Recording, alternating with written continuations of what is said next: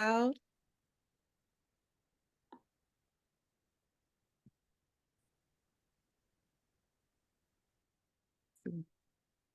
everyone. Thank y'all so much for being here and for your patience with us. Welcome to part 2 of Is This Really a Black Feminist Movement? I'm so excited to be joined by our amazing guests who I have the honor to get to know, work with previously. So thank y'all so much for being here. And as typical of BWR fashion, we would love for you to share with us where you're based, where you're based, your names, your pronouns. We really like to shout out folks. And usually so many people are from so many different places that come to our events. So thank y'all so much for being here. And we're gonna get started shortly.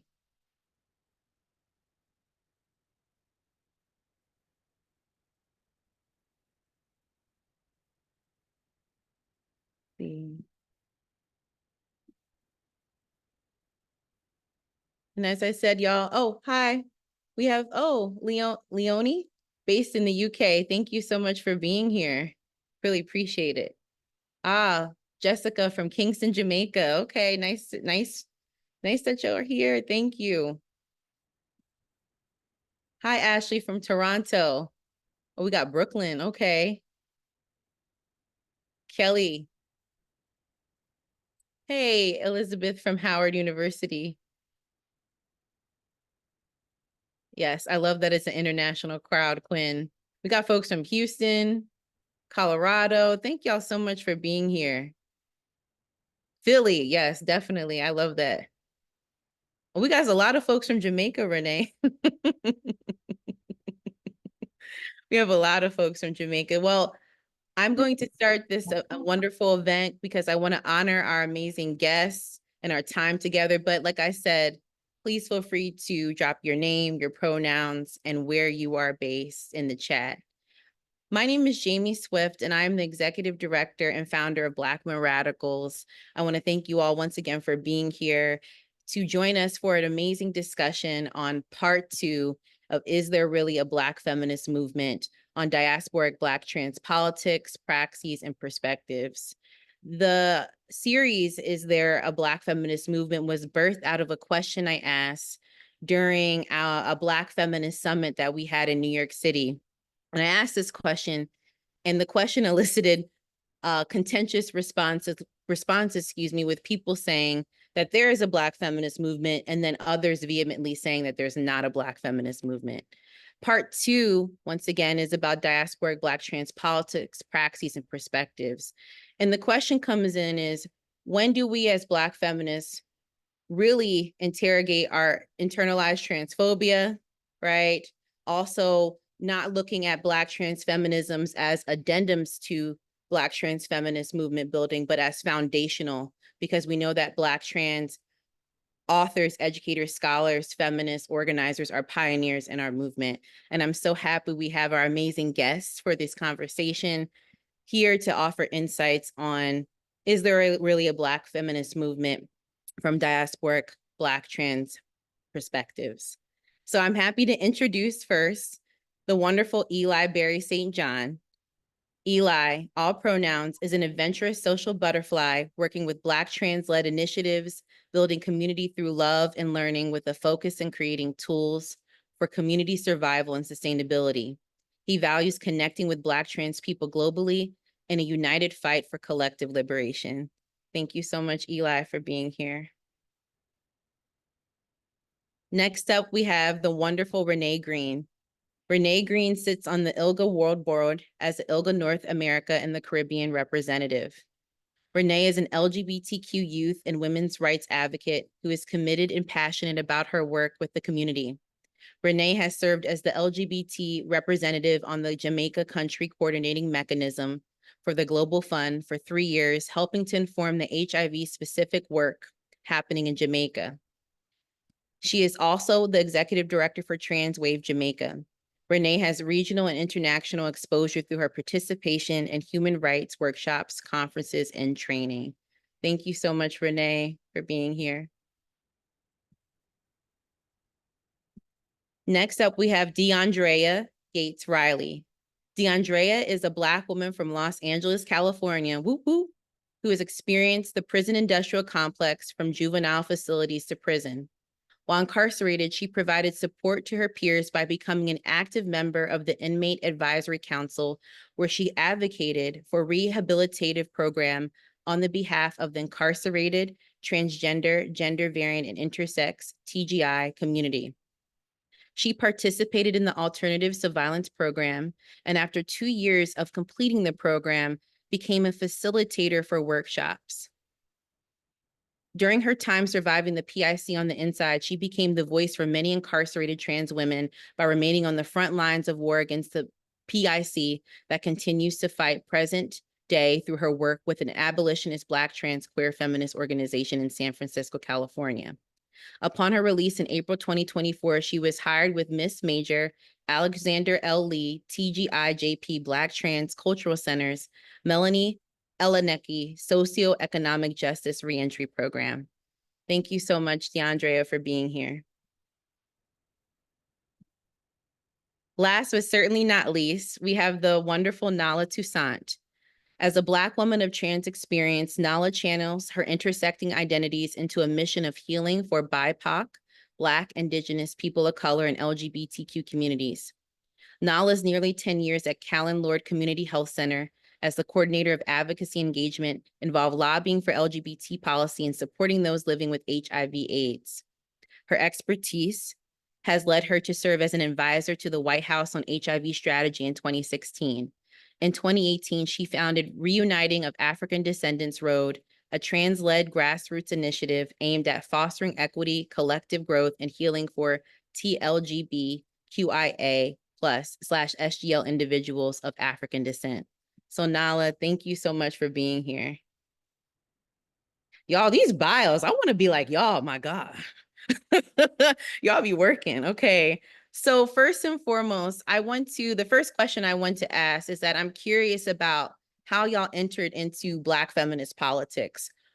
Who are the sources of inspiration, and who would you say shaped your Black feminist praxis? And don't be scared, y'all. Anyone can jump in. I think the first thing I think about is casualty. I think it brings me back to 2013 Isla Nettles, who was murdered by gender-based violence and transphobia. And I think that is what molded the attention when I did not know was present, right? Because school doesn't teach you about Black feminist lens. And so there is indoctrination. And so there's an indoctrination with education. And I think it was from there a lot was opened up for me in terms of community, folks who are grassroots, who are on the ground. I believe it also took me working with Girls for Gender Equity and learning some of their workarounds, push out and things of that nature, and bringing my own lived experiences into that space as well. Thank you so much, Nala, for that insight. Anyone else would like to share your, I guess, sources or inspiration and catalysts to Black feminist praxis? If I may, yeah. So hi again, everybody. Nala, it's so good to see you. It's been forever. I mean, I think for me, it started when I figured out I was trans. I think for a very long time, like in Jamaica, which for me, I think I had like a very traditional upbringing. I grew up in church. I was very specific in terms of that upbringing. So when I finally got to Kingston for school, and I started to kind of get into my queerness, I had a specific perception about who I was. And it actually took me living with 2 other trans women for me to figure out myself. And then once I figured out who I was, and at the same time, I got introduced to the organization, which is Transwave. But at the time, it was being led by Nish McLean, who was like our founder, and a trans man who was very affirmed. And I think when he started Transwave, he started the organization started through a program that was being done by a feminist organization called Rechange. And so for me, that was my first introduction into, well, LGBT advocacy from the Black feminist lens. And I think for me, he was one of those people who, spoke to me particularly about like intersectionality and what that meant. And then you had other people like Latoya Nugent, and a few others who were just like, if you are going to do this work, it's to understand that it is more than just being LGBT. There's so many other things that, are integral into what that is. And for a time, I thought being feminist was being heavily academic. And I'm not an academic girl. I'll tell you, I'm smart. I'm not going to say I'm not smart, but I'm not one of those, academic girls at all. And so it took also a lot of me being willing to unlearn and learn, the different concepts. But thankfully, they gave me the space to learn and to grow in the movement. And I think for me, they're who kind of introduced me to this. I also wanted to say, Renae, on record, on live, you are an academic. You don't need an institution to validate your genius or a degree or anything. So I just wanted to put that out there. So thank you, Renae. Thank you. Anyone else would like to share? Yeah. Hi, everyone. A lot of my shaping, I can honestly say, came from my mother and my grandmother. I didn't have the examples of trans women around me. I grew up at a time in the 90s where a lot of trans, it really wasn't accepted. It wasn't accepted as much as it is now. And the influences that I did become aware of were while I was incarcerated. And one of those individuals, I was introduced to a book by Janet Mock, Redefining Realness. And I read that book while I was incarcerated. And prior to my incarceration, the individuals who were that I did know who were actually in the life, the transgender life, the trans women that I did know, they were, at the time, they weren't showing me, or they weren't so embracing of me. They were very hateful towards me, and I didn't understand why they were so hateful towards me. And that alone pretty kept me away from or out of the community. But again, my parents, my mother, for instance, and my grandmother, and I say my parents because my grandmother played a role of a father and a mother in my life. So they were at the time very accepting. There was a lot that came with the acceptance, but they were accepting, and I learned a lot from them. But I used that experience that I had prior with the trans women who I did come across in at that time in my life. I use those experiences to now I'm in a place where I want to have to turn that around. I want to be of service. I want to be able to help girls. I want to be there for girls, especially Black and brown trans girls, because we are already oppressed. And it just sucks that we oppress each other. And it does. It hurts that we oppress each other instead of embracing each other and taking the time to really understand each other. But now that I've been introduced to TGIJP, the awesome individuals, the trans Janetta Johnson, for instance, and Eli, and there's other trans men and trans women here who I'm actually learning from on a daily basis, and I am so glad to actually be in the presence of the trans population that I am surrounded by now, because I get a better understanding of trans people, trans folks, and it's different. It really changed this whole experience. It's really changed. It changed my perception on people. And it's like now I'm at a point too, I really want to be around them. At first I was like, I don't want to be around anybody because I don't want to have to deal with the rejection. But the love that I've been receiving since I've been out of prison is it's really life-changing. I want to say thank you for that and talking about your mother and grandmother, because that's where my source of Black feminist inspiration comes from. And I also wanted to mention there's so many people in the chat just congratulating you on your amazing work and all that you do. So I just hope you feel affirmed by that as well. Eli? Yeah, I'm gonna go real quick. So for me, I love that you said that your mother, because for me, I feel like it was my mother as well. Without her having the language of like Black feminism, she wasn't using that language. I remember her having a lot of what I learned later was Black feminism practice. Um, my eagerness to learn early in my transition. I was going to school online for a brief period of time with a focus on gender studies. I don't really claim like the academic life. I prefer like more um, continuing like learning, aspiring revolutionary.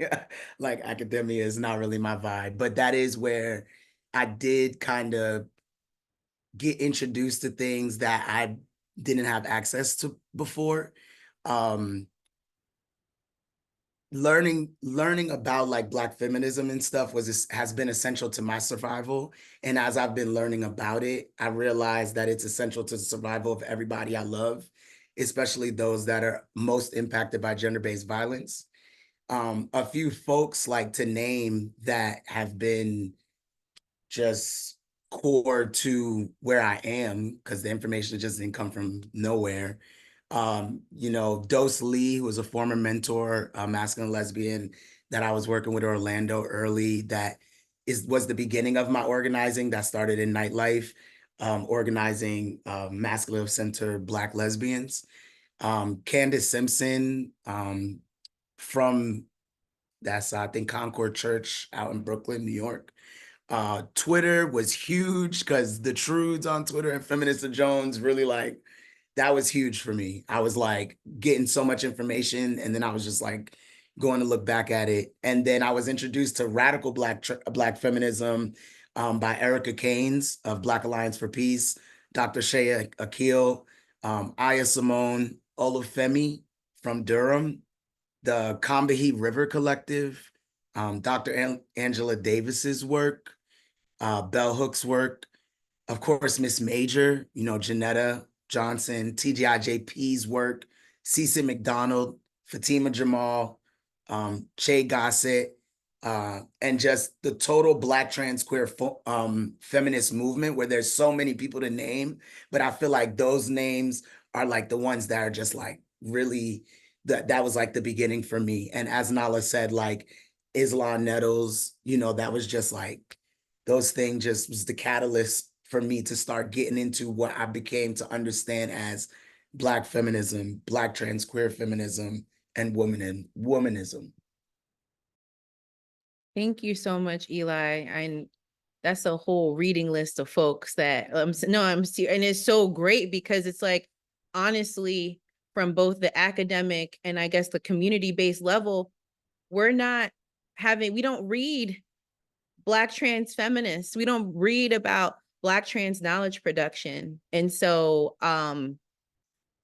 listen, y'all got the list. Get into it. Oh, yes, Renae. I just wanted to add quickly. I think I wanted to acknowledge, in terms of where I am now in my own understanding of womanness and feminism, I do want to name as well, like you and Nala, because I feel like after I met both of you in specific times, my perception of what feminism is and what womanness is shifted. I think for me, when I met you, I kind of started to look particularly how trans women, especially trans women from the Caribbean, are placed in the whole conversation around Black feminism. And I think for Nala, it was one around how I allow people to affect me in terms of the space. How even though people may harm you in certain ways, to move to a place of healing, not for them, but for you, for your own self, for your own development, for your own peace. And that sometimes, you really can have greater impact by giving oranges and not lemons. And I think for me, you know, those were valuable lessons in terms of how I've shifted as a person and how I've been able to come into my own womanness, and how, even though I'm still on that journey, how I've progressed even further because of that. And I just wanted to name that and say thank you to both of you for that. Because you both have given me so much and have given me so many benefit of the doubt in many conversations. And I don't think I've ever actually said thank you. So I want to acknowledge that in this space. Thank you.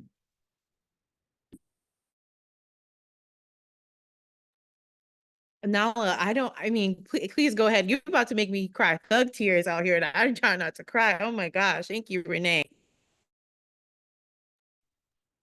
Thank you, Renae.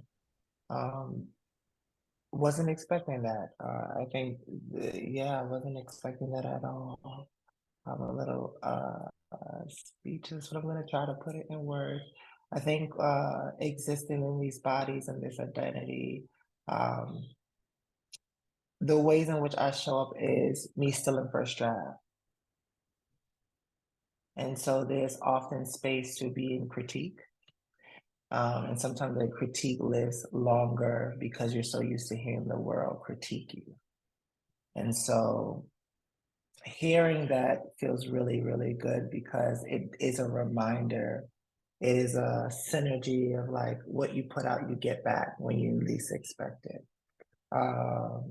And so I'm really grateful to hear that it has had an impact, because defining and understanding womenist and feminist movement, particularly from a Black trans radical lens, is something that is still being nurtured at a time like this. It's still being nurtured.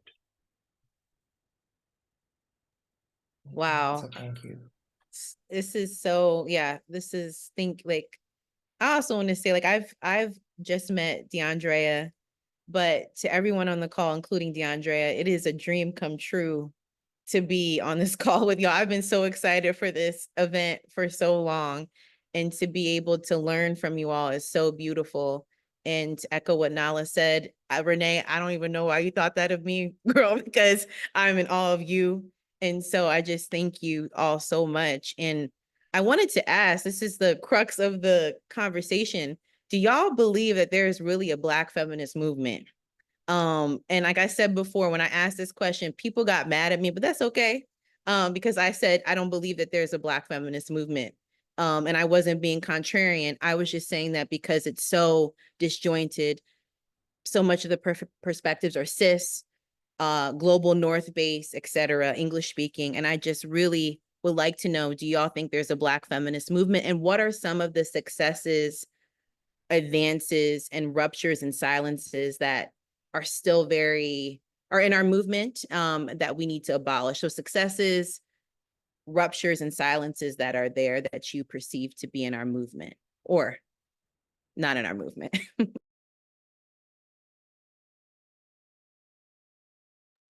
Okay, go. Yeah, go.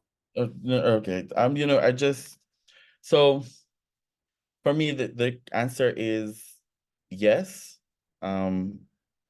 Is it perfect? Far from. Is it fractured? Most definitely.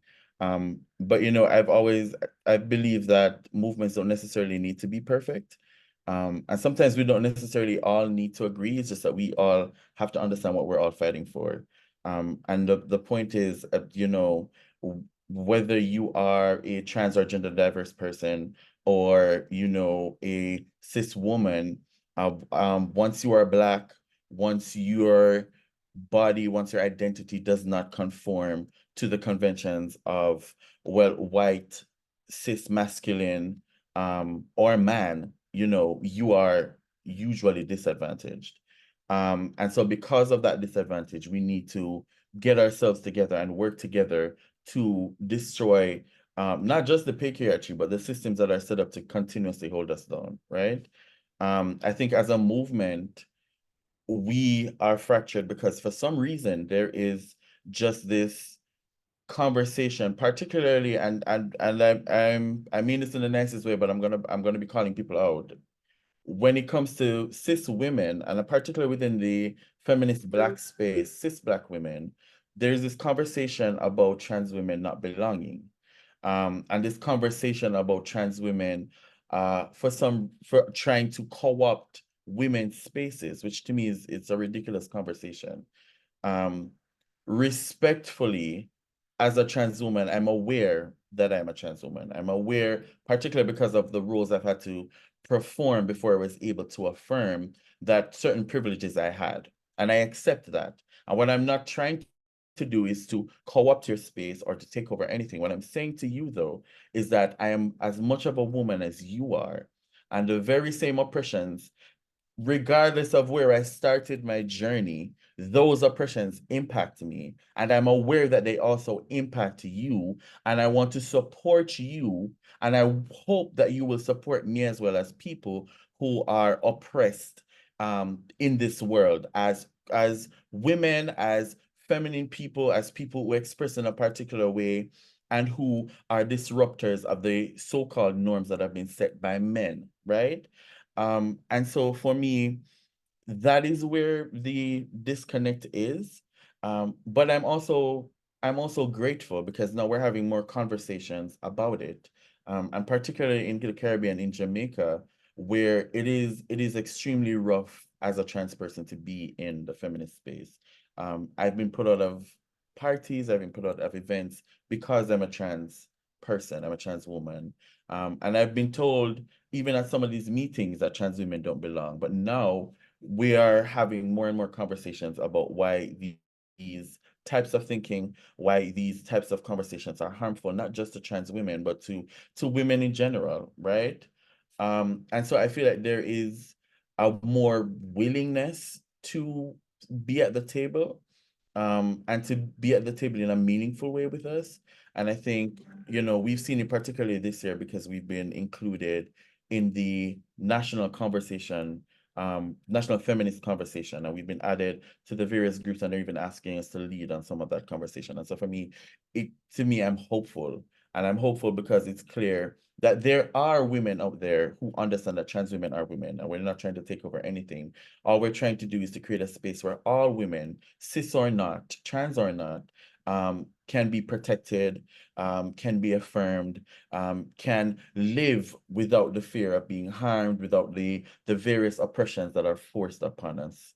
And so for me, the long and short of it is, yes, there is a movement. Is it perfect? No. And is there work to do? Yes. But there is progress. And if we all understand that it's not an oppression Olympics, it's not your burden is greater than mine. It's that, we're all being oppressed by these systems that have been set up, and we all have to work together to dismantle those systems, then I think we can move forward. Thank you so much, Renae. Thank you. Anyone else?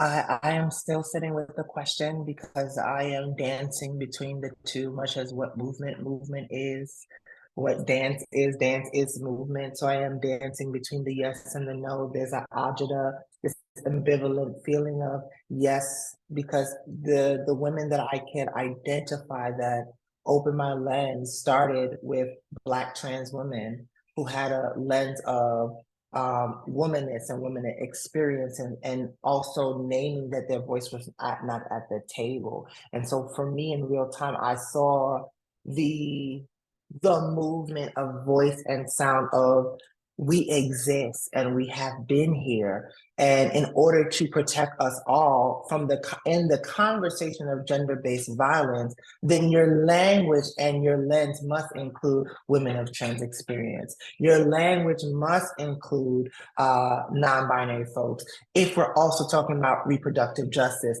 then we have to increase our lens. So there's a part of me that dance in the yes, because I can identify, the Marsha P. Johnson, I can identify a lot of folks, as you said, Aya, Laverne, Janet, Elle Moxley, Aaron Lang, like there's so many folks I can name in my upbringing and my molding, even the girls at the Gully who are fighting for their rights. And that is feminism, right? To stand in your truth and having to fight. What we're naming is that there's inherent violence against Black feminine bodies, right? Not just in physical, but state-sanctioned violence, global violence. So for me, the very existence within our body, home being our body, I can say I can see feminists in our movement because we're giving ourselves the permission and the audacity to name the problem. We're giving ourselves in this, I believe, the differences is still a space for us to have the conversation, but we're not being silenced that something is happening. What is happening is that when we're breaking these glass ceilings in conversations, we forget who they fall in and who is still at the bottom. All of us haven't gotten past the glass. The shards has actually hit us even more in policy when we think about anti-trans laws, when we got into like over 500. Clearly, there is gender-based violence, and it is a Black feminist movement conversation. It's not an either or conversation. And these laws increase because we are in silos about who is Black, who is woman, and who is femme. And when we stop trying to create a picture of what it looks like, then we have more curiosity about who gets to be at the table, and not a who, but what conversations are missing. So those bodies that look different can be there. Those being, that spirit, that energy can be in the space, saying, I see that y'all been doing this dance, this formation this way, but my ability does not look the same. My capacity does not look the same. My story doesn't. So we need to change the whole routine. The routine needs to be changed. Let's start from scratch and do a different performance, because what is given uncreative.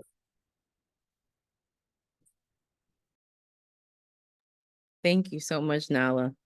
Thank you. Thank you. Who else? Yes. I'll go real quick. So just to answer your question around, just a great question. I think asking questions is very powerful. But in my opinion, is there really a Black feminist movement? Yes, because all of us that are here, this is a 4-part series. So you have enough people to fill up 4 parts to do this because of all the people that are in the chat. So yes, there is a movement, but as Renae said, is it perfect? No, nothing is perfect. Furthermore, for me, the oppression that all of us that do the work organized to destroy the white supremacist, imperialist, cis hetero patriarchal violence is the greatest barrier, right, that exists in what we're trying to do. When I think about successes, I think it's easy for me as the comms director of TGIJP to focus on the org real quick and then expand from there to help be capacious, right, in thinking about what is the barometer for success, right? So I could name successes like Black trans women that have been assisted in decarceration, so getting out of jail and prison, getting access to a paycheck, getting access to housing. My sis right here on the call with us, she been home for 4 months. She got housing, she got a job, she doing her thing, and fighting recidivism. Then I'm thinking about, I'm seeing so many housing initiatives led by Black trans women specifically. We got Memphis, Tennessee, my sister's house. We got Auntie Dora Show in New York, Glitz. The organizing that I'm seeing from Jamaica, right? What y'all doing, Renae? Like, it's Trans Wave was some of the first, but I just came across some organizing that's happening for Black trans masculine people that didn't exist before. I'm seeing the organizing in Cuba. Shout out to Red Burial, Afrodescendiente Network, Afro Diverso, Red Afro-Cuban Trans. The work that's happening in Uganda, right? And beyond on the continent. And then the connections in all of that's work that people in the imperial United States, right?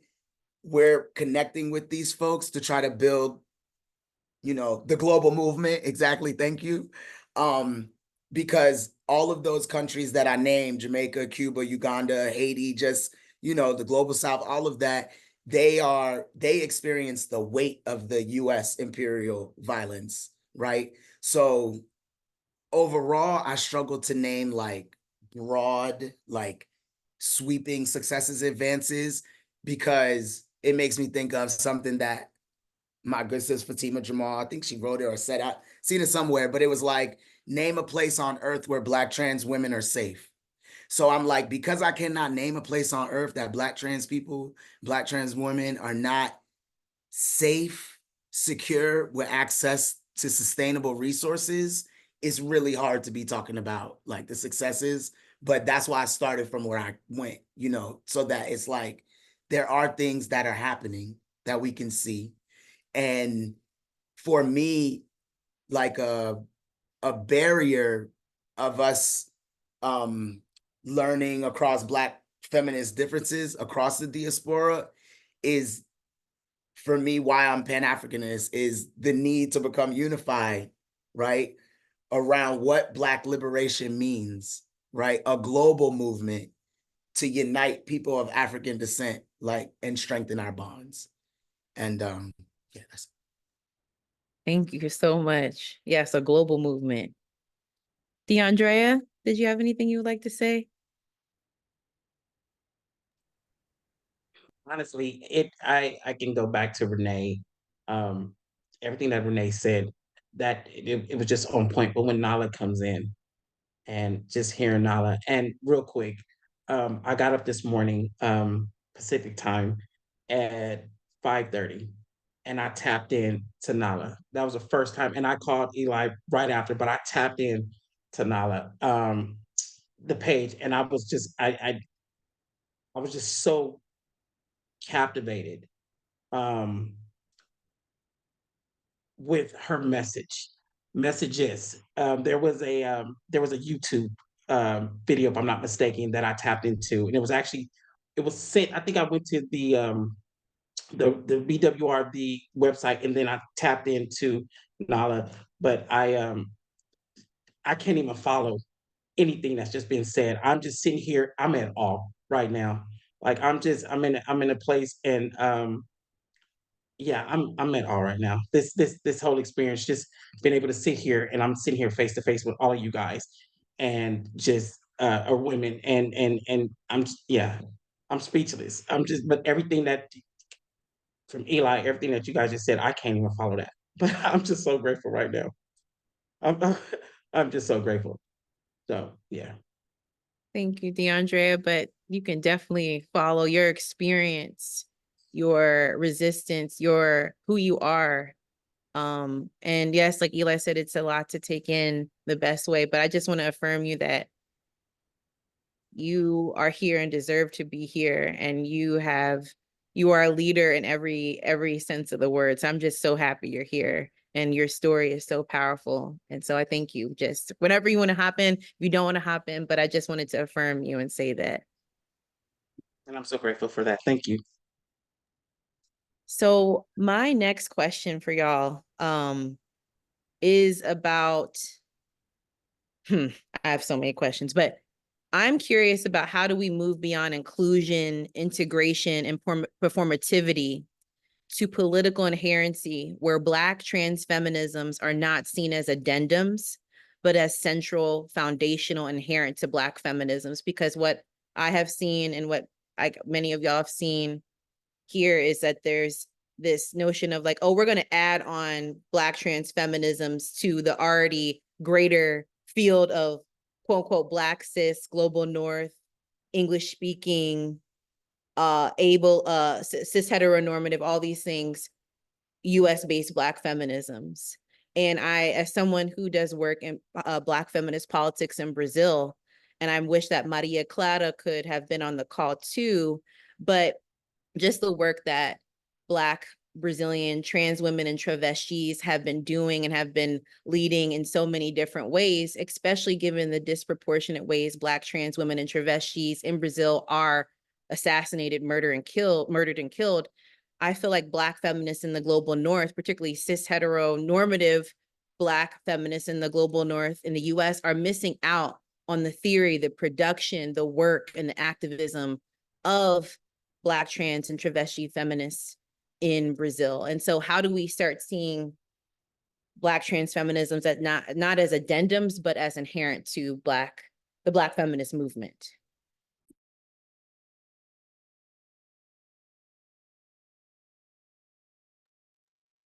Okay, I guess I'll go again.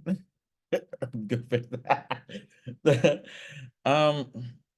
I mean, it's an interesting question. I think for me, I think what needs to happen is like an acknowledgement of, context. I think that's very important.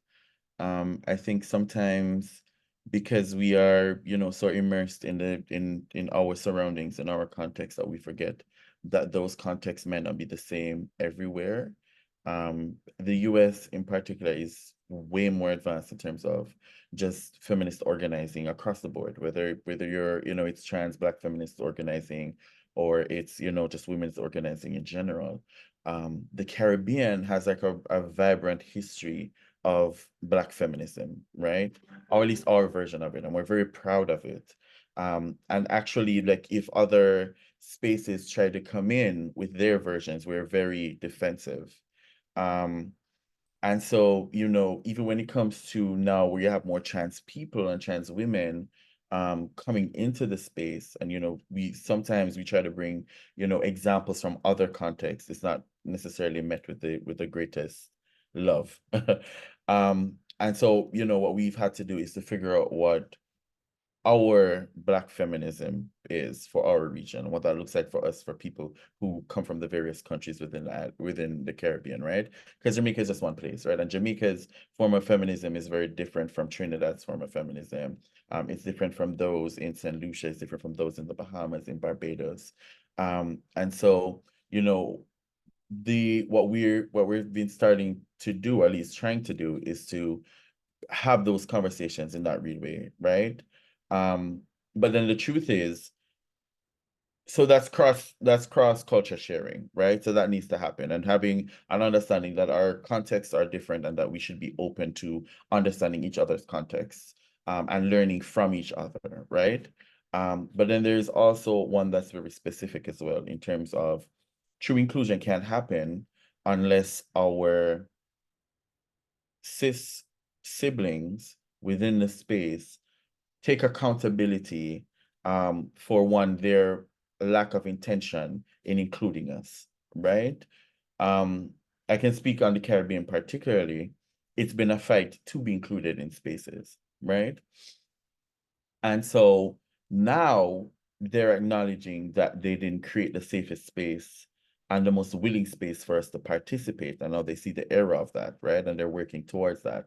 But that should have been happening all along, right? And so while we're giving them grace, in this moment, in understanding that, yes, we're happy that you've finally seen the light and that you're trying, you also do need to take an even more active step to make sure that there is meaningful inclusion. And that there is meaningful participation. And so as a feminist Black leader within this space, you need to make sure you're bringing your trans sister that is also in this space, in the, along with you. When you see the injustices happening in the space, you call it out. When you know of a space that is being curated for women, you need to say, oh, but you need to make sure that Renae is in that conversation, or Jessica is in that conversation, or, I'm calling names of trans people in Jamaica, or Anika is in this conversation, or very other people, from the region, who are, like Alexis and other, other Raven, like other prominent trans folks, within the space, making sure that they're in those conversations too. And not just there as a placeholder, but actually taking into account what is being said by these persons, allowing us to actively participate and to contribute in meaningful ways. And I think that is how we can start to actually see real shifts, right? Here at the Global Black Pride, we had a session, and a trans person was talking, and she said, in Kenya, they had, of course, protests with their governments, because, of course, the high taxes. They said that the feminist movement, or the leaders of the feminist movement, actually reached out and apologized, because it was the queer LBQT women. There's always women. Women are always the ones at the forefront of the movement, whether trans or cis, right? It was the LBQT women who, even though this wasn't necessarily an LGBT issue, were at the forefront of the marches with their pride flags, defending Kenya in terms of, saying that what their government was doing wasn't right. And they reached out to them to apologize, to say, it is always especially LGBTQ women at the forefront of these fights. But we never show up for you. You always show up for us. You show up when it's abortion, when it's conversation on abortion. You show up when it's conversation around access to sexual and reproductive health. You show up, when a woman is attacked or harmed or hurt, but we never actually show up for you, and we're going to try and do better. And I think those are the types of conversations that need to happen. I think there needs to be an acknowledgement that though Black trans women in particular always show up for the various movements, whether it is around just being Black or whether it's around violence towards women, whether it's about, our men being put in prison and our men being harmed and our men being hurt, we always show up. And especially for our sisters and the fight for sexual and reproductive health rights, we always show up. But when it's time for the Black feminist movement to show up for us, they never do. And there needs to be an acknowledgement of that. And there needs to be an active and intentional movement towards addressing that. And you address that by showing up when we ask you to, by opening up the space so that we can also participate. And when we do participate, do not try to malign our what we're saying. Do not try to make it seem as if we're trying to co-opt the space, because that's not our intention. And I could go on all day about it, so I'm gonna stop here. As Renae was sharing with me, sharing with the folks, what came to me, my brain is fragmented. So many things are coming in, and I just kept hearing, the minute that we eliminate comparison around what womanhood is, we can have more empathy. I think for trans and queer folks, our empathy is often increased around matters that are connected to imperialism, capitalism, and all these other isms, because we are feeling the blunt and the weight of these policies, not just trans, but also what it means to be undocumented, what it means to be unhoused, what it means to not have access to comprehensive medication, what it means to have a policy around your gender affirming healthcare, what it means to criminalize our parents for helping us around our trans, what it means to be pushed out of school, what it means to not be able to have resources, what it means to be out in the military, what it means, like, we understand all of the intersections in which this ecosystem exists globally. And so because there is a deficit in our protection, because it's a comparison or a conversation if we should exist, the capacity to save us, where Eli just said, there's nobody where in the world I can identify a trans person as safe, from the minute you get to the airport or plane, from the minute you get on a boat, from the minute that you are in the water, from the minute that you trust the soil when you wake up. There is a conversation within trans bodies of how to make it home again, how to feel safe. What is that feeling of home? And so when we're having a global conversation, what we see is what Renae was highlighting, as well as like feminism in the Caribbean does look different. I can name so many Caribbean women who have inspired me, Nana in the Maroons, and so on and so on and so on and so on and so on, where it wasn't called feminism in that moment. It was called, I need to survive. And so the conversation we're having is the survival, right? We can identify as a feminist movement, but we are literally saying trans folks are still in a place of surviving, and we make it look good. And so what is the existential of our physicality of, wow, you look so pretty and you look gorgeous and you all here speaking? We're not thinking about, after that performance is done, does this person have a safe way of getting home? Will they be safe in their relationship with their families after putting out this vulnerability and this urgent need? Will the church, who have kicked them out, invite them back into the church again? Will the healthcare provider that denied them resources see the empathy within that person and the humanity? We're literally having conversation about ways of being and so many other things. And so when I think about feminists as a movement, is where we are able to remove cis comparison to trans and in relationship, if they need to exist or not, or validate their humanity. We exist because we exist, point blank, period. And there is enough to create space, is what we've been saying. Okay. You see the exclamation marks in the chat. Okay. Nah, you ate that. You ate that. You know you're a poet. Hard to follow, but I definitely want to chime in there. You know, questions. Sometimes it's hard because I don't have all the answers, and I think that's part of the answer sometimes. But what I like to talk about is what I'm aware of, what's happening to attempt, right, to do that. So some of my reactive and immediate thoughts that come when I see questions like this or engage with it is like, bump the seat at the table. Why do we want a seat at the table? Throw the table out. We have our own tables. And if we don't have tables, we can make a pallet. Thinking of Black radical tradition, African people have been the ones like, the people who were oppressed were the ones who freed themselves, right? Nobody taking the oppressive role helped and gave, like, that's just not how it worked. So I have a belief that Black queer trans feminism will be the catalyst to that, right? So when I define that based off of the Trans Justice Innovation Lab that I was telling you about, that I went to with the Black Feminist Future early 2024. In a group that we did, we came up with a definition for what Black queer trans feminism is based off of a lot of mapping we did. And I'll share with y'all what came out of that. It said Black queer trans feminism is a political opposition to gender essentialism. We acknowledge that we need justice for our queer trans selves and the earth. It is a collaborative approach to freeing everyone from systemic oppression. We're dismantling gender-based violence influenced by imperialist, white, cisgender, heterosexual patriarchy, and creating better systems through praxis.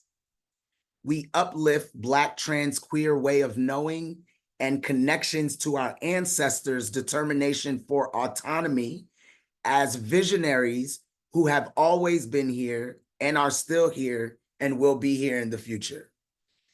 And for that, it brings me into thinking about Black trans-led initiatives that have been happening, are happening, will continue to happen, from TGIJP to Black Trans Fund, to Black Trans Travel Fund, to Black Trans Femmes in the Art Collective, and other various Black cultural work and community organizing efforts.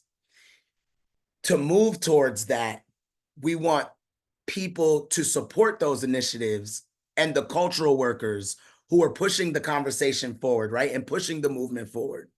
It does make me think of Black Trans Media and my comrade Sasha Alexander, who founded it in 2013. And it was following the attack on Islam Nettles in Harlem. And Sasha worked around the intersection of media and organizing for about 10 years. And what they realized was that Black trans people are sometimes the subject of, like where you're talking about, Nala, the violent and racialized or over-sexualizing in news or media, right? And we're rarely the authors of our own narratives, right? We rarely are the ones who are speaking on our own lives. So as Black trans people often experience racism in trans and TLGBTQ spaces, right? And we experience transphobia in Black, right, and global majority spaces. Black Trans Media is very intentional about creating a Black trans project led by us, for us, so that we're gaining the skills to tell our own stories, right? And then that leads me to think about the We Out Here project that I am working on, which is a participatory action research project. Shy City Foods is working with that. Myself, it's Xavier, Zaire, Comrade Marty.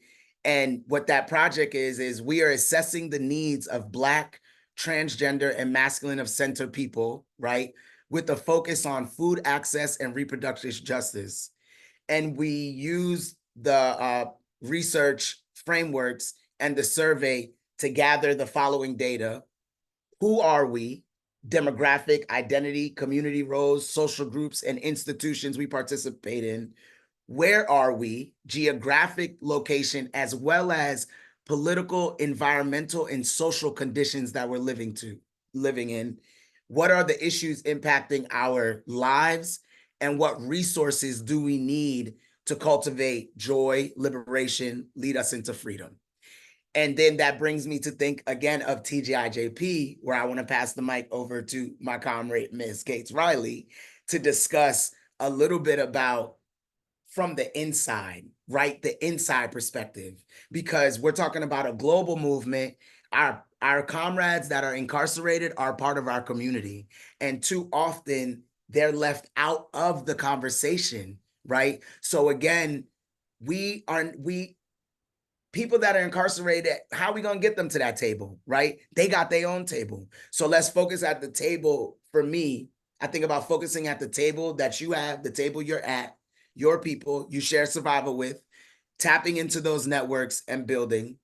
And with that, I would love for you, Ms. Gates Riley, please, to share some, to bring us to the inside, right? Because that perspective is very important. And I think it helps round, like, even answering that question, talking about inclusion, performativity, like they can't perform on the inside, it's limited access. So I'm gonna stop. Go ahead.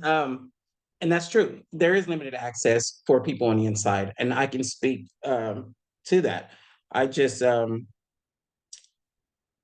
been incarcerated these last 10 years of my life, and having to deal with the prison industrial complex and I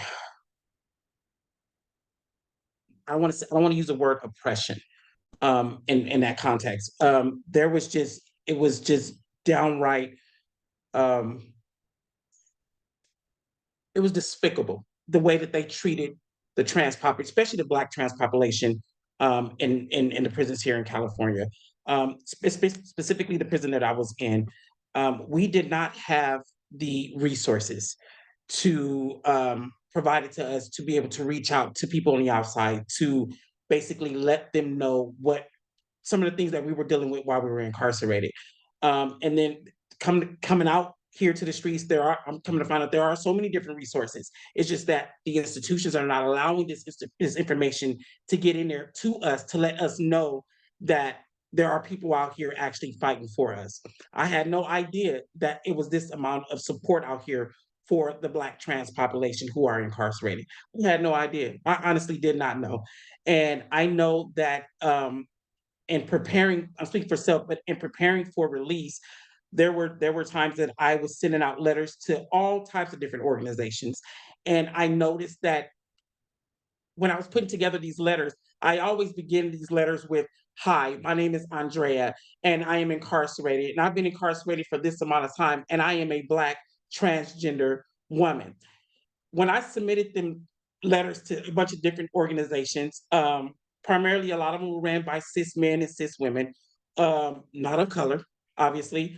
I never received, there was no responses back. I never got no response letters whatsoever. But this wasn't just happening to me. This was happening to every single trans woman, Black trans woman, brown trans woman, white trans woman, Asian trans woman. It was happening to every trans woman that was on this yard. The moment we allowed people or expressed to these people that we were trans and that we were incarcerated, it was like, we can't help you. There are no services available for you. Then I tried calling some of these organizations, and I'm like, look, I sent letters to you guys. You guys are not responding to my letters. I want to know what the holdup is. What's going on? Did you not? Oh, well, we didn't receive a letter. Well, no, I know I sent the letter to this address. No, we didn't receive a letter. I knew that there would be barriers because I was Black and because I was a transgender woman who was incarcerated. I knew it was going to be barriers. I have a tendency to do this I'm stepping out on faith thing. And I figured if I wrote so many letters to so many different organizations, somebody was going to see something and just be like, you know what? We tired of this one. Let's go ahead and see what's up with this one. How can we help this one? Because helping this one is going to help everybody else that's incarcerated here. For me, stepping out of prison and being introduced to, well, while I was incarcerated, I was introduced to TGIJP. I don't know what made me reach out to TGIJP. I don't know. I don't know what spirit led me to TGIJP, but I reached out to TGIJP. And at the time, there was a staff attorney here by the name of Alex. And I was writing Alex, bugging the hell out of Alex, because I was asking Alex, hey, what can we do? Tell me something, what can we do? And I was sending letters. I was, for any situation. It was a situation that there were many situations that didn't even involve me, but I would bug the hell out of Alex with all these letters asking like, look, can y'all help? Then there was a hotline. I'm calling this hotline, but then I'm running around the yard and I'm telling all the other girls, call this hotline, just call it, give it a try, see what they do. Somebody gonna pick up something, somebody gonna help. But when I got out of prison, I went to an old address of TGIJP, and it was closed down.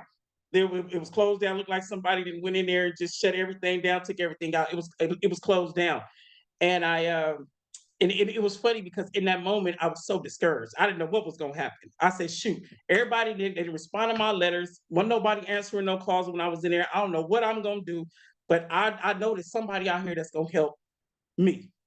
I know that's somebody that's out here helping Black women who are incarcerated, Black trans women who are incarcerated. And so I called the number. There was a number. I went online and I called this number. And when I called this number, there was this woman that answered the phone, and her name was Janetta Johnson. I didn't know who she was. I didn't know anything about her. I know that I seen a Stiletto magazine, and there was a picture on the front of the Stiletto magazine with this woman on there.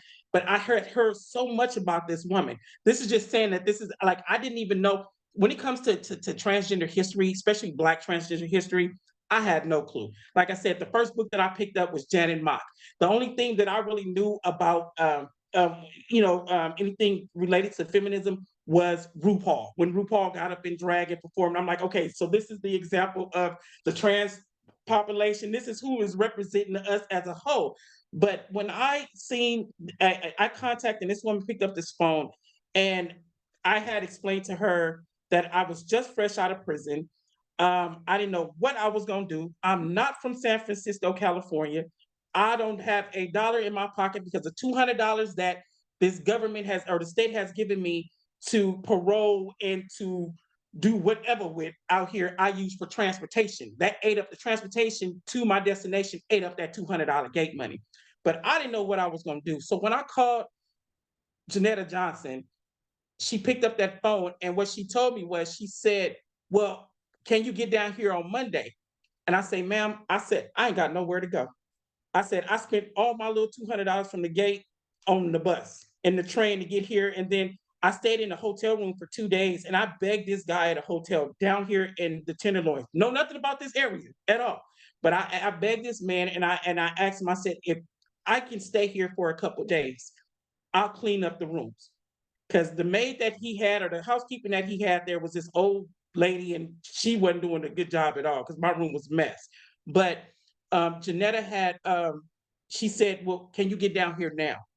And the moment that I got down here, I walked all the way from where I was at here, and I came here, and I went upstairs, and there was a team of individuals with Janetta up there.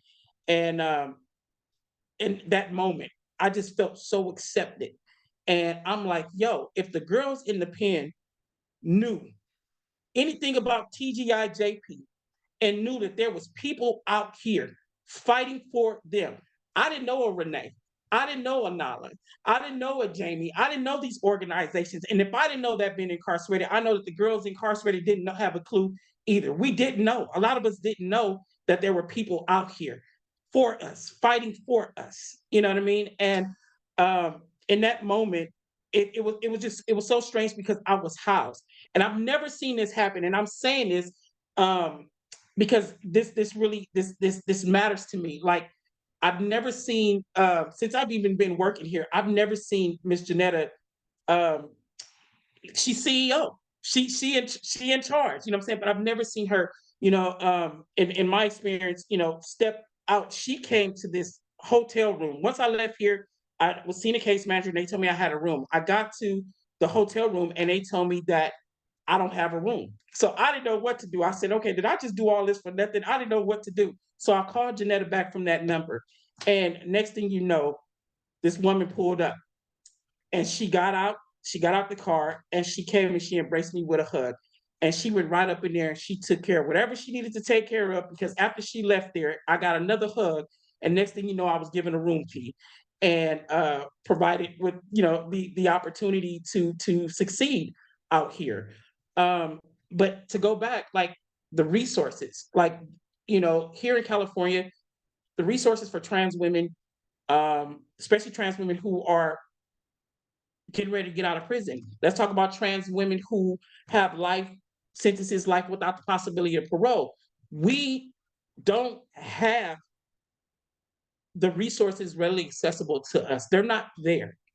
They're not there. And I honestly can say, I honestly believe that, you know, we are left out of the conversation. And I still say we because I'm still a part of that family there. There's people still there, and they are still our sisters, and they are still our brothers, and they really need us. And I refuse to, when, you know, physically I'm not there, but I refuse to remove myself from that. I don't want to forget those individuals, because those individuals that are in there, they looking to me to do something, to get out here and advocate for them.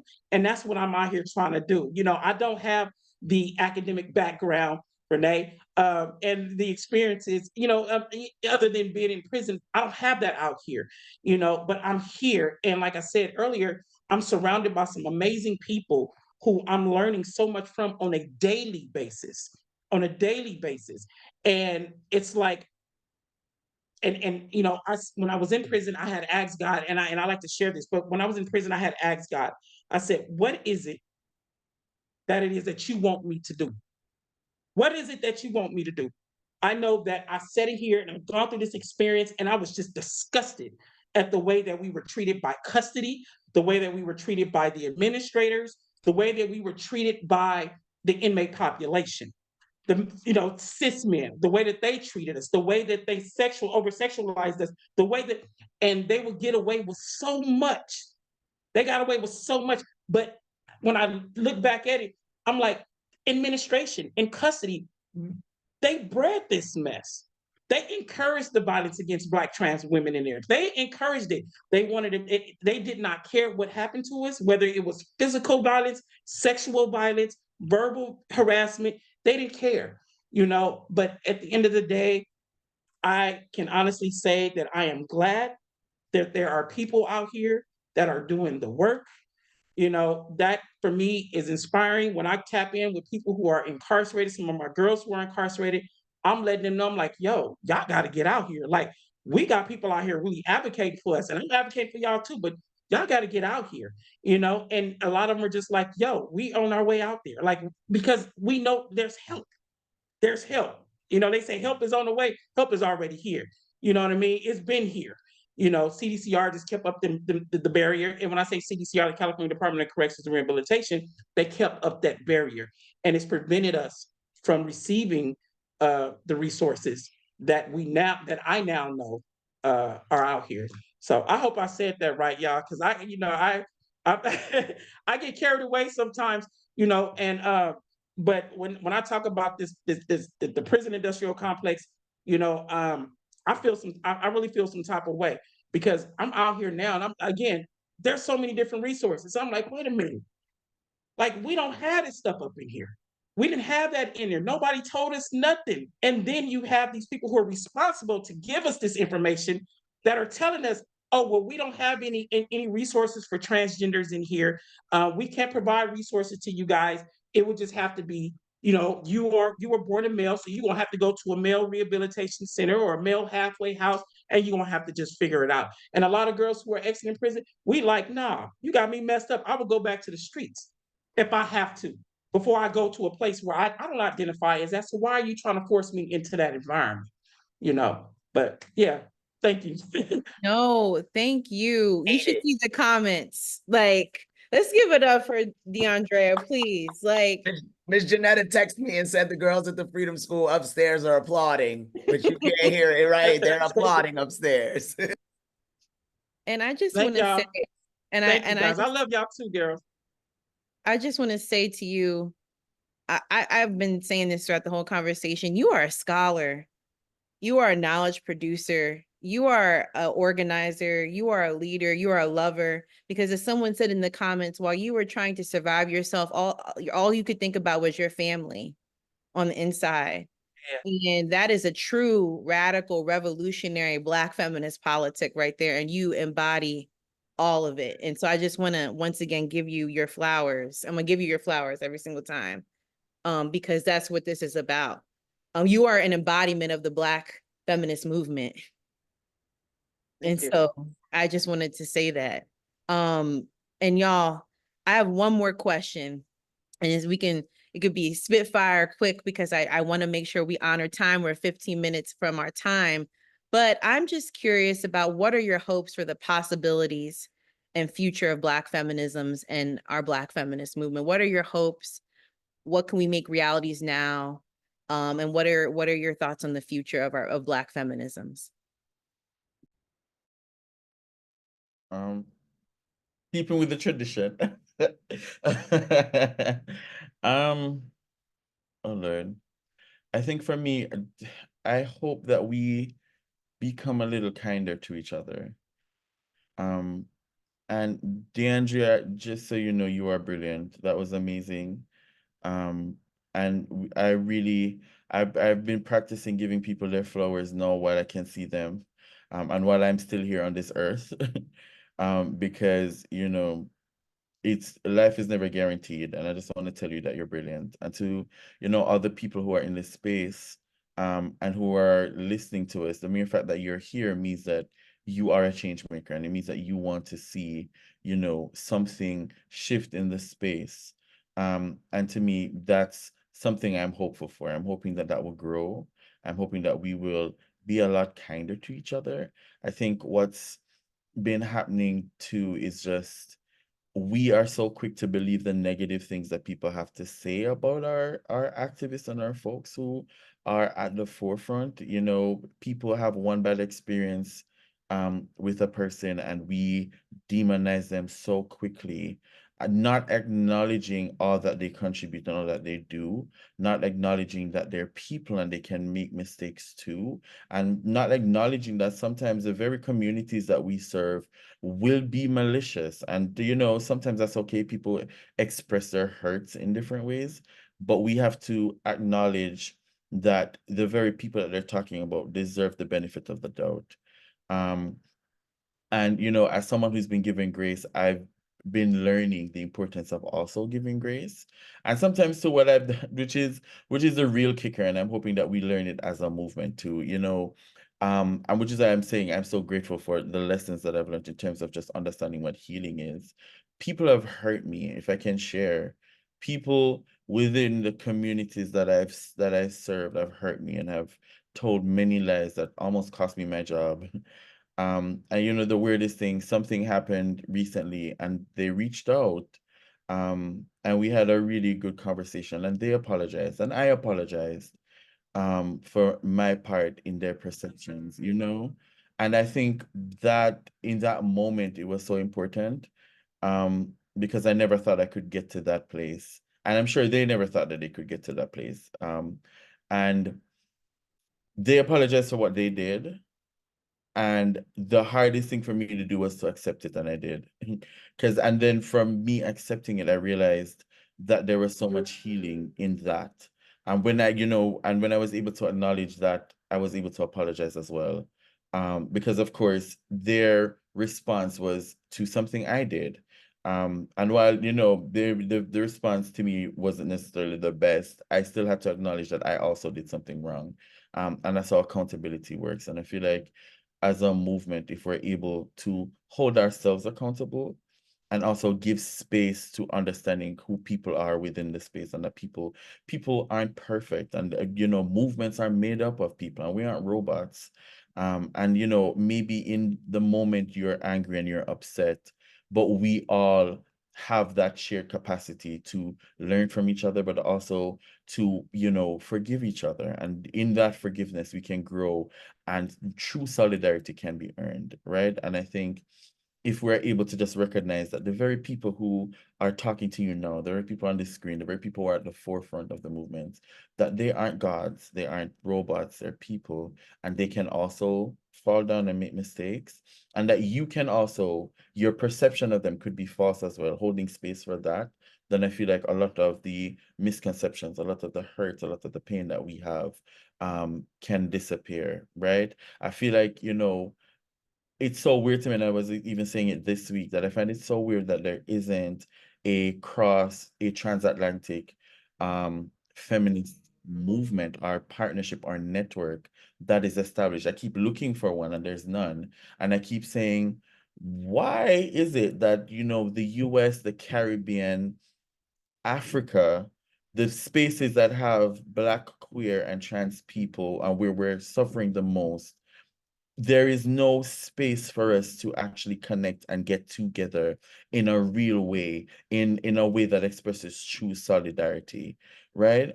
And so for me, when I hear like some of the reasons, oh, I don't talk to her because, you know, someone told me that she did this, or I don't talk to her because I don't like how she sits in spaces. And but then when you talk to that person, they're just like, girl, I didn't even know that this person had an issue with me. No one said it to me.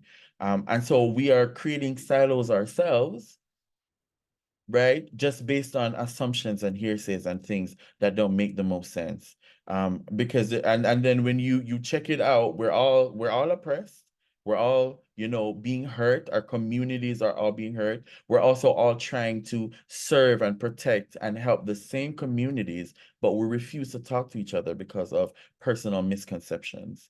And so like I've made a specific vow to myself that particularly this year, I'm not going to do that anymore. If I have an issue with you, I'm going to talk to you because one, we are sisters and we are going through the same things, and you can teach me so much. And I've been taught so much by the people on this call that it's words can't even describe, right? And so I think as a movement, if we're able to move past our own isms and our own issues and actually have conversations with each other, actually move past the hearsays and the different things that have happened, move past the hurt, because yes, maybe that one person did hurt you, but if we can have these conversations, acknowledge the hurt, acknowledge your part in the hurt as well, and move past it, then we can accomplish so much as a movement, as a global movement. And I still want to see it happen, for there to be across, you know, a transnational Black feminist movement that truly incorporates, you know, all of the Americas, Africa, you know, all of us, because it is possible, and it's just for us to move past our different issues and start to actually talk to each other, start to acknowledge the hurts that happen between each other and move past it. Yes.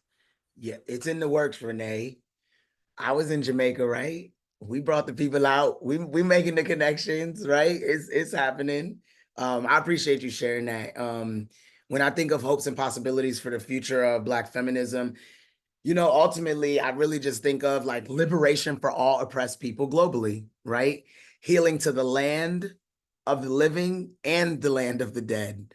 I think I'm thinking the dream is global income, global access to quality housing, global food access, quality, you know, access to quality food, global access to mental health and dental care.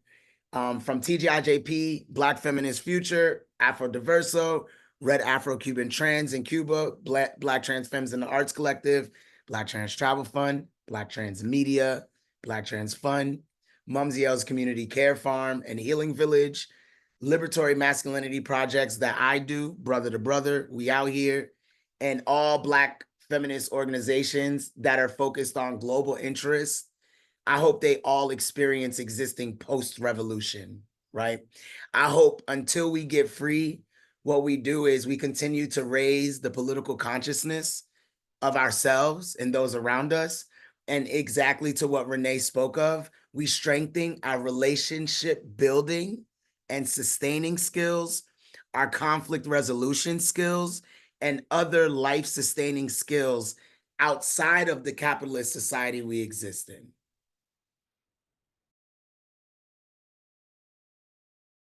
Number will be monitored and recorded. Thank you so much. Who else wanted to go? I'm sorry, I don't want to interrupt anybody who is about to speak. I think DeAndrea is gonna go, and I'll go after. Well, thank you, Nala. Yeah, so I'm gonna sum it up. Basically, let's not forget about our girls who are incarcerated. Let's not forget about them. While we have a chance to be of service, while we have the platform to utilize our voices, let's do that for the girls who are incarcerated. They are girls who don't have a hope. And I'm not just saying here in California, I'm speaking as far as it's a global thing. Um, a lot of girls and trans men also, that's a place where, a lot of us have at one point we didn't have a hope and we didn't know what was to lie, what lied ahead for us. So I just encourage everyone, utilize your space to get in contact with somebody that's in prison. If you got to call the wardens, the governors in these states, if you got to go and stand in front of these institutions, let these girls know that we are out here advocating for them and we're willing to do whatever it takes to free them from this prison industrial complex. That's it. That's what I say. Thank you. Thank you. There was so many gems that were shared. I'm just sitting with a lot of it and making it fast. One of the things that I thought about what my hopes for is I'll go large and then I'll go inward. I think about the conversation of Black feminism also has to include the conversation about grief. I think for a long time we are often in the doing and often in the fixing, but no one holds the space that Black feminism has to create a space of the mourning and the grief for how much we have lost. The denial, the bargaining that we have to often be in a cycle of. And how grief is so present that we are literally working through grief in real time. I say that about a lot of the Black feminists that we lost in this year alone, last year, the year before that.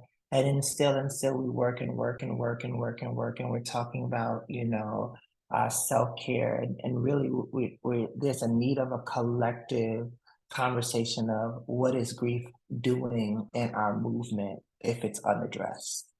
The body whispers and then it screams. And in this work, there is a screaming around how we are addressing this collective grief of Black bodies. So I'll say that, and then I'll talk about the future. And I think about the future and what I like to call my ministry work is through reuniting of African descendants. And it has been a passion baby for me. I also get the privilege to work at Marsha P Johnson Institute, where we develop national toolkits and support. And so there are many touch points. And when I think about Road, that was the reason why Road took 5 trans folks with us to East Africa to develop intergenerational conversations where we met with 30 Ugandans and 30 Kenyans to see the labor of feminism work that they were doing, the labor of advocacy that they were doing, and giving space and voice to hear those things, and to also talk about the marginalization and how we both can help each other. And I do believe that's important, that, as Eli was saying, this Pan-Africanism is necessary and it must include transness. When we're thinking about the conversation of going back home, we're still having conversation of Black trans folk having to migrate to other less than harmful locations. I say less than harmful location, right? When we're thinking about mobilizing folks, if a trans person comes to the US for the sake of better support to only experience incarceration, we have failed. That is someone who left home to come to a place to create a new home to only experience incarceral tactics. And so we're literally having to look at a global conversation about what bridging the gap is, right? That's when I see the future, is that there is a bridge there, a touch point for individual forced to flee their country of origin due to anti-trans and queer legislation or gender-based violence to be able to go there. But if they go back, have to be deported back to the country, there's a touch point there. And so when I think about feminism, I think about the structure, the blueprint that Rode constantly is trying to create. That is not a monolith, right? I mean, it's not linear. It is a monolith of different ways that we get through. It's like the Green Book where folks are traveling in the States. It's not perfect yet. It's still being nurtured. And the truth of the matter, liberation work like this don't often get funding. It's our grandmothers and our mothers who are sharing the same dollars and making it go around. It is literally that gumbo that is trying to be stretched. It is the scraps that we get to make soul food.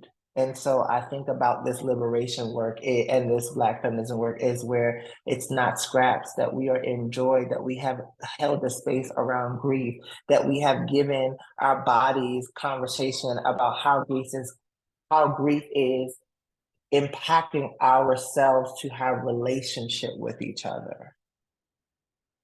That maybe if we see someone who responds in rage, that we'll hold space, that grief is present. That it has been unaddressed for a long time in trans folks. When we're thinking about access to care, we think about mental health services. How can we hold space for empathy for trans folks when we are yet to have access to mental health services in fullness, to look at the trauma, the rapes, the misappropriation, like all of those things. So if I think about a future of feminism, I think about all of those things. Wow. Wow. I'm sorry, Eli, did you have something to say? Thank you so much, Nala. No, just Ashe. Yes, this is truly a masterclass Black feminist teaching event. And it's just an honor to be in y'all's presence. I was so happy y'all said yes. Each and every one of you impacts my work so greatly, and you make me a better Black feminist.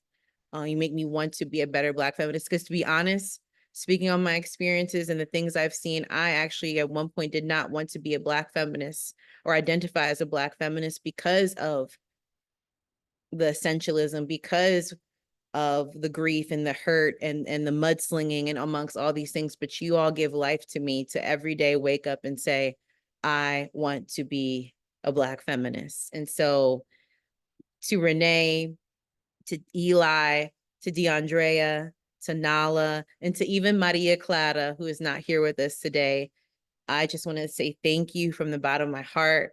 I appreciate your work, and I'm always going to give you your flowers.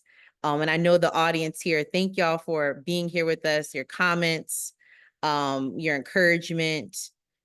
Just thank y'all so much from the bottom of my heart. And I also want to thank Kat and Cheryl for amazing ASL interpretation. I want you to know that this conversation will live on Black Women Radicals YouTube. And another thing I want to say, because so much, I keep going to this point and I'm just going to say it. If y'all ever want to lead a teach-in for the School of Black Feminist Politics, let me know. Because y'all keep saying, some of y'all keep saying y'all are not scholars and educators. You are. And the purpose of that incubator through Black Women Radicals is to disrupt this notion that you have to, that Black feminists who have PhDs or at the academic level are the only ones that can talk about Black feminists or be Black feminisms or be Black feminists, et cetera, et cetera. And these teach-ins are free. We pay you to lead teach-ins on a course or subject matter that you want to, right? Because we believe in the power of Black feminist autonomy. So just putting that out there. If y'all want to lead a teach-in, the offer is there. So I just want to say thank you so much. And if y'all wanted to say anything else, but just thank you. I appreciate y'all. Just big ups to TGIJP. Big ups to Miss Janetta. Shout out to all the Freedom School girls who I know are watching this on the big screen upstairs. We love y'all. Y'all are Black feminism. The work that y'all are doing in this room right now, we can't wait to see y'all on one of these webinars. That's all. Yeah, if Something I can that I think of. No, go ahead, Nala. No, thank you. Something that I'm thinking about, which we hadn't gotten to unpack because time, what is time? God is time, right? Is that as we get closer to the election, that fear is so present.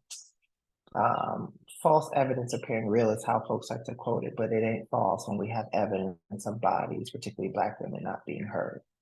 And so the angst, the fear that is present is what it looks like to keep Black women safe, Black trans women safe, pre-election and post, especially when we know the weight of what this election does, not just nationally, but what it does globally. The impact when we know we have theologians are paying a lot of these prime ministers to increase the anti-trans and anti-queer legislations in their countries. What it means. And so when you ask if there's anything else, I think what I feel called to is that folks honor what is in their body and don't ignore it. That you find your sibling circle to hold a conversation, that you find breath back in your body, that you look for resources. And I know between Eli, Renae, and Mrs. Gates Riley, we are able to share enough resources. I think about MPJI, please, you all look out for a national toolkit because it's even more than ever, we do need toolkits or tools that help us sustain. And so I just want us to think about spaces, even if it's organizations having support groups after, because I fear for our capacity mentally to hold what we've already been holding through grief. Thank you so much, Nala. Thank you. Thank you. Renae, did you have something to say too before we go? And DeAndrea? Yeah, but just after Nala, it's so hard so hard to go, it's so brilliant. I know I just wanted to shamelessly plug, the work of Transwave. I mean, we've been doing so much over the last couple of years, but I just wanted to say one of the things that we've been focusing on is empowering our community to be able to exist and to support themselves. So we're actually right now sending folks back to school. And we're actually supporting folks to start their own businesses, which we're excited about. But then we're also doing a ton of research around the community. And we actually just developed a toolkit for doctors. I'm not sure if folks have ever heard of the Transit, which is a global tool used to provide trans-specific healthcare. We just developed one for Jamaica, and hopefully we'll be able to do that for the Caribbean. And so we're doing so much work, and so I really encourage you to come on our website and come on our pages and see what we're up to. And come to Jamaica. I will never, ever not tell anyone to come to Jamaica. Come to Jamaica and see the community and the spaces that we've managed to create for ourselves. And come and meet the other members of my team. There are 11 of us now. We're about to take on 2 more people. Well, 4 more people. And I mean, there's just so much that is happening. We're actually going to be doing a mural in December that looks at the history of the trans movement in Jamaica, as well as honoring all those trans women that have passed away, many of who are the reasons why I'm even here, possible for me to stand in this space. And so if you're around in December during TDOR and you can attend, please do. If not, and you just want to come to Jamaica to chill, as you know, we about the parties as well as a community. It is our space. It is only love and joy. And so please, if you want to support us in any way, please reach out. Thank you so much, Renae. And DeAndrea, did you want to say any last words? I want to thank the panel. And I want to thank everybody who decided to be a part of this this experience. This is an experience for me. This is my first experience. And I'm grateful. And I just encourage everybody to keep doing the work. Keep doing the work, keep doing the work, keep doing the work. Even when it feels discouraging at times, you know what I'm saying? Just keep doing the work, and I want to say big ups also to TGIJP, to Janetta Johnson, to the girls who are part of Freedom School, and to encourage them to continue with the work because it gets better. You know what I mean? It takes work, it gets better. The fight continues and we got to keep it up. So thank you. Thank y'all so much. It was a pleasure. I appreciate y'all and have a good night. And this will be on Black Women Radicals YouTube. Thank y'all so much again. Y'all are the best. Bye, y'all. I can't wait to meet you in person, Miss Gates Riley. I can't wait. Right. Very right. same. Right. With this I'm coming to everybody. Jamaica. I'm coming to Jamaica. Yes. I'm coming everywhere. I'm I coming. know that's right. I'm coming. Can't wait I'm to see coming. y'all again. Thank you, Kat Right. and Carol. Have a great one. Thank you so Bye. much.